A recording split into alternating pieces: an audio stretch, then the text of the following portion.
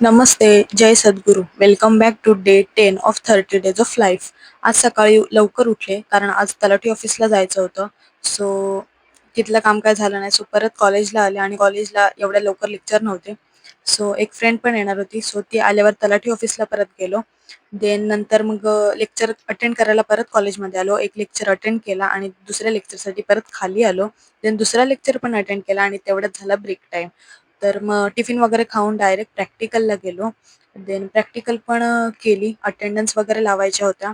बऱ्याच 2-3 दिवसाच्या राहिल्या होत्या. सो त्या वगैरे लावून घेतल्या आणि देन मग गेलो घरी जायला. पण घरी जायच्या आधी मला प्रॅक्टिकल बुक वगैरे घ्यायच्या होत्या. सो दुकानात प्रॅक्टिकल वगैरे आल्या होत्या. सो त्या वगैरे घेतल्या आणि देन मग गेलो घरी आणि घरी माझं एक पार्सल आलं होतं.